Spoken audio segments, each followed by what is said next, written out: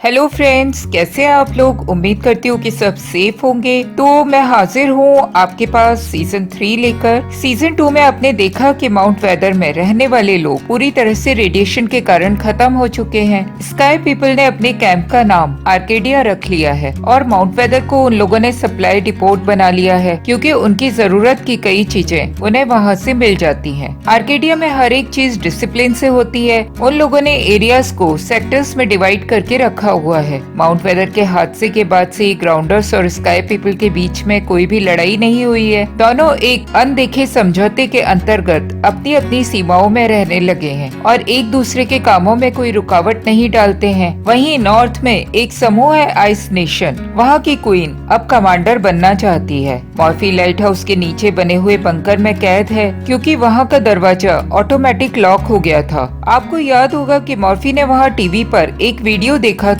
जिसमें दिखाया गया था कि एक क्रिस नाम का आदमी 2052 यानी 2052 में आज के वक्त से 97 इयर्स पहले सुसाइड कर चुका था। उस वीडियो में आगे दिखाया जा रहा है कि दो आदमी बंकर के अंदर आते हैं और क्रिस को मरा हुआ पाते हैं। वो उसे मरा हुआ देखकर कहते हैं कि उन्हें जो खबर मिली थी वो गलत थी। एली को भागने में मदद चाइना ने नहीं, क्रिस ने की थी। वो दोनों क्रिस की बॉडी को बंकर से उठाकर ले जाते हैं। मॉर्फी को क्रिस की गन वहीं पड़ी हुई मिल जाती है। माउंट वेदर के हादसे के 3 महीने गुजर चुके हैं। क्लार्क माउंट वेदर के हादसे के बाद से ही गायब है। आर्केडिया में उसकी किसी को कोई खबर नहीं है। बेलेमी और लिंकन आपस में लड़ाई की प्रैक्टिस करते हैं, जिसमें बेलेमी हार जाता है। हार्पर और मॉनरी उन्हें लड़ते हुए देख रहे हैं। लिंकन के अनुसार बेलेमी एग्रेसिव हो जाने के कारण लड़ाई में फोकस नहीं कर पाता और हार जाता है। हार्पर लिंकन को आर्क गार्ड्स की जैकेट देती है, जिसे काउंसिल ने उसके हाथ से भेजा था।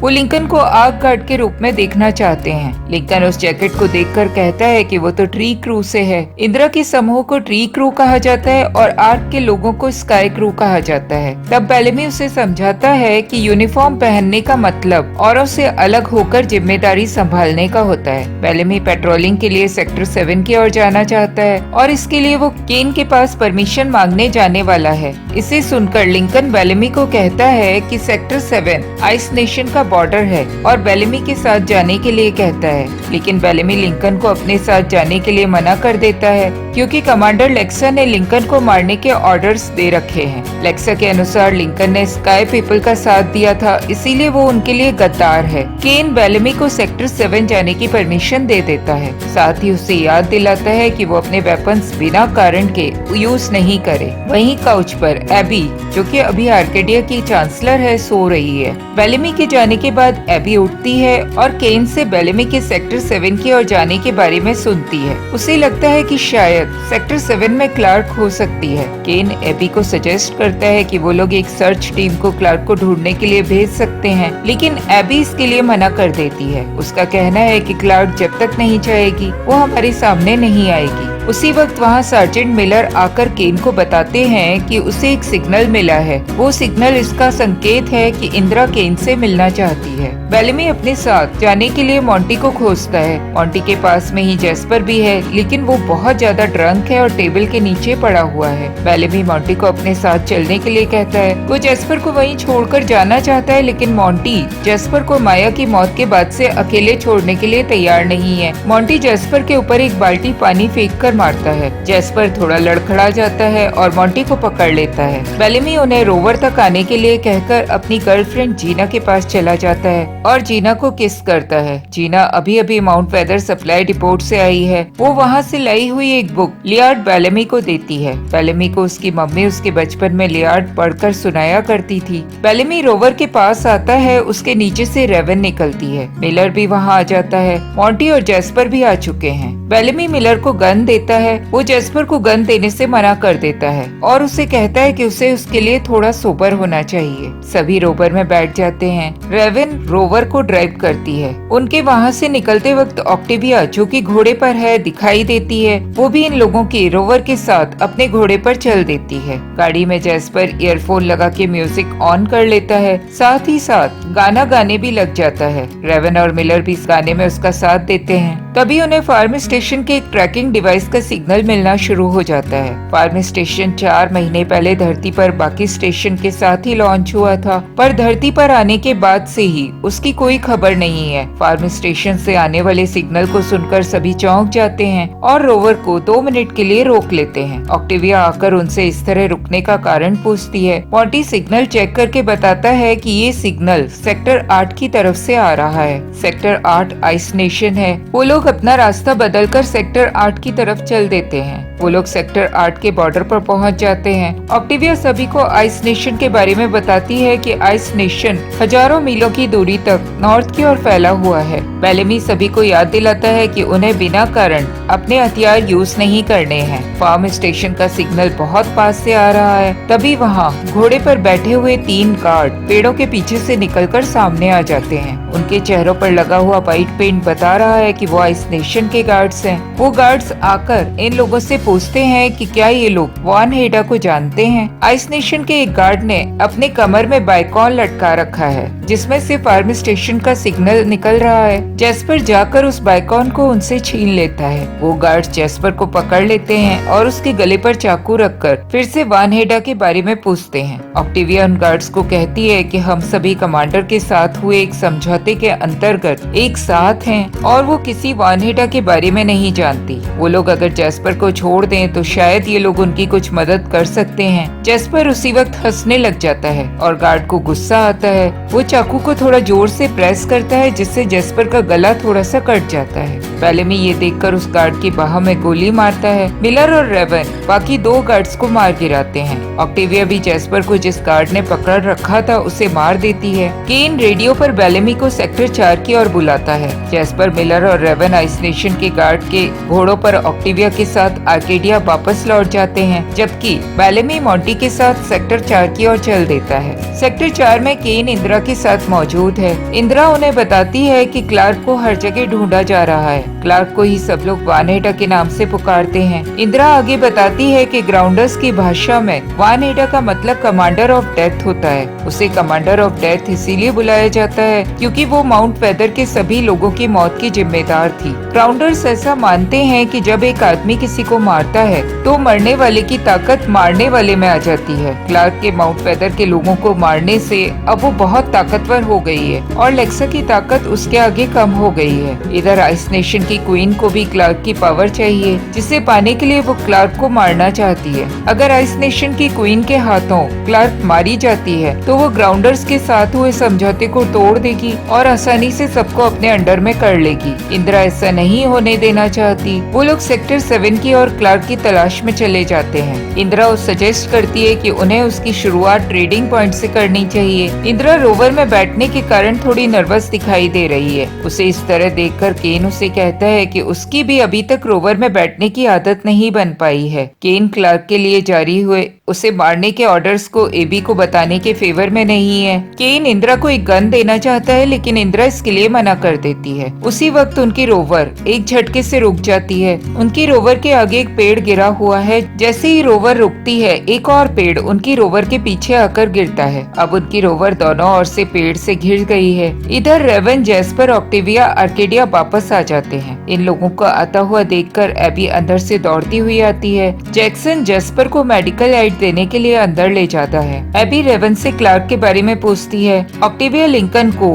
आर्क गार्ड की जैकेट पहने हुए देखकर पसंद नहीं करती और अपनी घोड़े की देखभाल के बहाने वहाँ से चली जाती है। एबी लिंकन को मेडिकल वार्ड में बुलवाती है और उससे माउंट वेदर की और मेडिकल सप्लाई ले जाने के लिए कहती है। लिंकन उसे बताता है कि उसे ऐसा लगता है कि ग्राउंडर्स का एक समूह स्काई क्रू, जिसकी लीडर इंदिरा है, माउंट वेदर में जाकर रहना चाहते हैं, जो कि बाद में समझौते को तोड़ने का कारण बन जाएगा। तभी जेस्पर मेडिकल से बाहर जाने की कोशिश करने लगता है। उसके पीछे जैक्सन उसे रोकने के लिए जाता है। जेस्पर का कहना है कि वो अब ठीक है। उसी वक्त वहाँ रेवन आती है और जेस्पर को देखकर कहती है कि वो सही नहीं है। एबी जेस्पर को इस शर्त पर जाने की परमिशन दे देती है कि वो सुबह वापस आ जाएगा। वो लिंकन को भी जाने के लिए कहती है और जैक्सन से भी कहती है कि वो कुछ देर में मेडिकल में आ रही है। जैक्सन उसे कुछ मेडिकल सामान के गायब होने के बारे में बताता है। एबी रेवन से उसकी इंजरी और पेन के बारे में पूछती है, जो कि उसे डैम की टरबाइन के ब्लास्ट होने के बाद से ही हो रही है। रेवन उसे कहती है कि उसने अपने दर्द को झेलना सीख लिया है, क्योंकि वो चांसलर और डॉक्टर के बीच में अपने आप को फंसा हुआ महसूस करती है।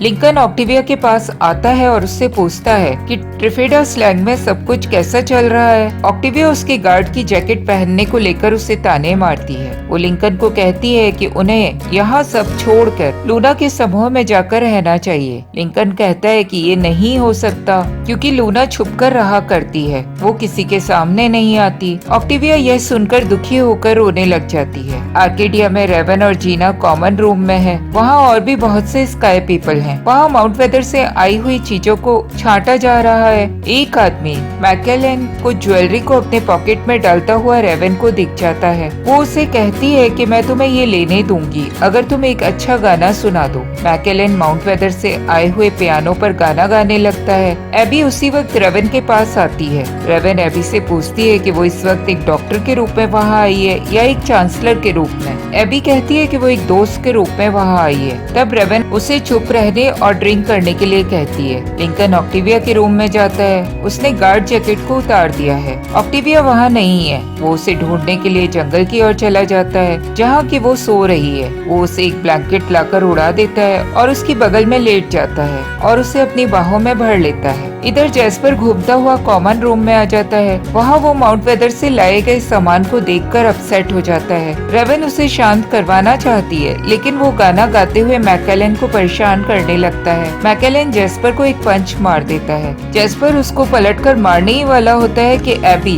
उसे ऐसा करने से रोक देती है। जंगल में एक जगह ब्लैक पैंथर को पकड़ने के लिए खरगोश को चारा बनाया गया है। जैसे ही पैंथर वहाँ आता है, क्लार्क पेड़ से कूदकर उस पर अटैक करती है और उसे मार गिराती है। वो ट्रेडिंग पॉइंट पर स्टोर में आती है, जिसे नीला और उसके पापा चलाते हैं। क्लार्क उसके पापा के जाने का इंतजार करती है और फिर अपने शिकार को लेकर नीला के सामने आती है। उसे उस शिकार के बदले में कुछ सामान मिल जाता है। नीला क्लार्क को एक ड्रिंक ऑफर करती है। तब क्लार्क उसके हाथों में आग के रिस्टबैंड को बंधे हुए देखती है। नीला क्लार्क को कुछ और चीजें लेने के लिए कहती है, क्योंकि क्लार्क एक अच्छा शिकार लेकर आई है। क्लार्क नीला से रिस्टबैंड के बारे में पूछती है कि वो उसे कहाँ से मिला था। उसी वक्त स्टोर का दरवाजा खुलता है और रोन अंदर आता है। रोन को देखकर क्लार्क अपना मुंह दूसरी ओर घुमा लेती है। रोन नीला के पास आता है और क्लार्क की पिक्चर दिखाकर उसके बारे में पूछता है कि क्या उसने इसे कहीं देखा है। नीला रोन को कहती है कि ये लड़की 2 दिन पहले यहाँ आई थी। उसने नीला को रिस्टबैंड दिया और नॉर्थ की तरफ इडन के रास्ते से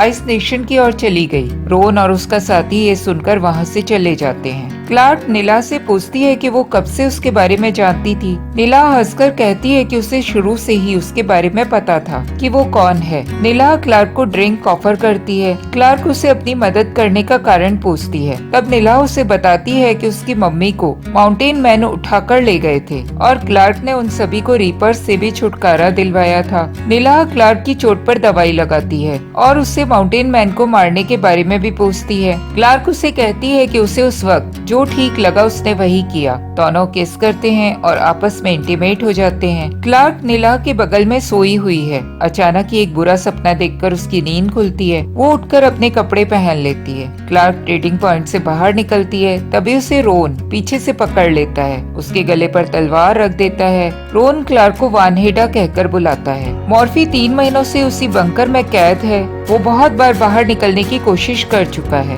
वो उस वीडियो को भी बहुत बार चलाकर देख चुका है। उसी वीडियो में क्रिस एक लेडी बेका से एली को इंट्रोड्यूस करवाता है। बेका ने एली को बनाया था। एली एक आर्टिफिशियल इंटेलिजेंस है और हूबहू बेका की मिरर इमेज है, लेकिन वो रियल नहीं है। वो एक होलोग्राफिक इमेज है। बेका ने ही एली को सजेस्ट किया था कि अब उसे एक रूप ले लेने की जरूरत है। एली ने अपनी क्रिएटर बेका की इमेज में ही अपने को ढाल लिया। मॉर्फी मेंटली बहुत ही सिक फील कर रहा है। वो वीडियो को बार बार देखता है और उसके साथ उसमें बोले जाने वाली लाइंस भी बोलता जाता है। एक वीडियो में एली कहती हुई दिखाई देती है कि अब उसे जिंदगी को बेहतर बनाने के लिए अपने कमांड को इम्प्रूव करने की जरूरत है। बस उसे इसके लिए प्रॉब्लम की जड़ तक पहुंचकर उसे ठीक करना होगा। वो प्रॉब्लम बहुत सारे लोगों को एक ही जगह मौजूद होना बताती है। एली ने ह्यूमैनिटी को खत्म करने के लिए 97 ईयर्स पहले न्यूक्लियर रेडिएशन छोड़ा था, जिसके कारण पूरी धरती रहने लायक नहीं रह गई थी। वो आर्टिफिशियल इंटेलिजेंस थी,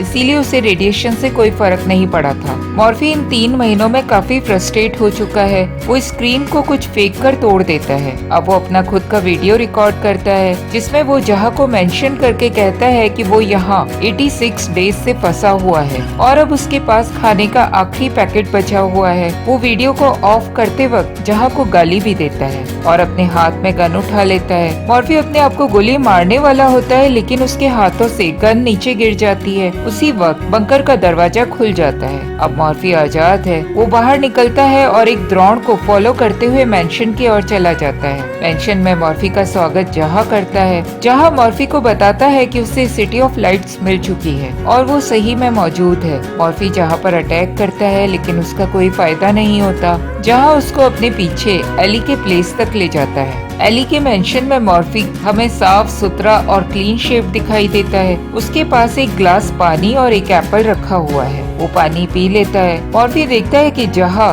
दूसरे कमरे में नील डाउन होकर बैठा हुआ है और कुछ प्रेयर कर रहा है। मॉर्फी उसे आवाज देता है, लेकिन जहा की ओर से कोई रिस्पॉन्स नहीं आता। एली उसके पीछे से प्रकट होती है और उसे बताती है कि जहा उस वक्त सिटी ऑफ लाइट में है। मॉर्फी एली को कहता है कि वो उसके बारे में सब कुछ जान चुका है और उसके ऊपर एप्पल फेंक कर मारता है। जहा मेडिटेशन से बाहर आता है और मॉर्फी को कहता है कि मैं तुम्हें पूरी बातें समझाता हूँ। वो मॉर्फी को बताता है कि बाहरी दुनिया सिटी ऑफ लाइट के सामने कुछ भी नहीं है। मॉर्फी जहा को सच्चाई बताता है कि इस दुनिया को न्यूक्लियर बॉम्ब डालकर एली ने ही खत्म किया था, लेकिन जहा उसे ये कहता है कि उसने उस वक्त इस दुनिया को बचाया था। मॉर्फी वहाँ से निकलकर समुद्र के किनारे पहुँच चुका है। वहाँ उसे एक बोट का हॉर्न सुनाई देता है। जहा वहाँ एक आदमी गाइडियन को लेकर आता है। जहाँ मॉर्फी से उसे बंकर में इतने दिन बंद रहने के लिए माफी मांगता है। वो मॉर्फी को बताता है कि वो न्यूक्लियर वारहेड को पावर सोर्स में कन्वर्ट करने का काम कर रहा था, इसीलिए उसे इतना समय लग गया और इसीलिए वो उसके पास नहीं आ सका। ये काम वो एली के लिए कर रहा था, जिससे एली अपनी क्रिएटर बेक्का का अधूरा छोड़ा गया काम पूरा कर सके। जहाँ मॉर्फी को कहता है कि उसे अब आगे का काम पूरा करने के लिए मॉर्फी की जरूरत है। मॉर्फी उसे पागल बताता है। तब जहाँ उसे एक चिप टाइप का डिवाइस दिखाता है और मॉर्फी को उस चिप को इस्तेमाल करके सिटी ऑफ लाइट का एक्सपीरियंस लेने के लिए कहता है। जहाँ मॉर्फी को कहता है कि सिटी ऑफ लाइट में तुम्हें न कोई दर्द होगा, न किसी से नफरत होगी और न ही किसी से दुश्मनी। मॉर्फी जहाँ को उस डिवाइस को यूज करने के लिए मना कर देता है। उसके अनुसार ऐसी जिंदगी बेकार है जिसमें कोई दर्द, नफरत और दुश्मनी न हो। जहाँ उस डिवाइस को मॉर्फी की पॉकेट में डाल देता है और उसे उसके बारे में अच्छे से सोचने के लिए कहता है। बोट किनारे आ जाती है। उस बोट को इमोरी चला रही है। गाइडियन बोट की ओर चला जाता है। मॉर्फी को इमोरी बोट से आवाज देती है। तब मॉर्फी उससे पूछता है कि उसने ये बोट किससे चुराई है। उसी वक्त जहाँ के पास एली अचानक आ जाती है और जहाँ को कहती है कि मॉर्फी को उनके साथ होना चाहिए। अब जहाँ मॉर्फी, एली और गाइडियन इमोरी के साथ बोट पर मेनलैंड की ओर बढ़ना शुरू कर देते हैं।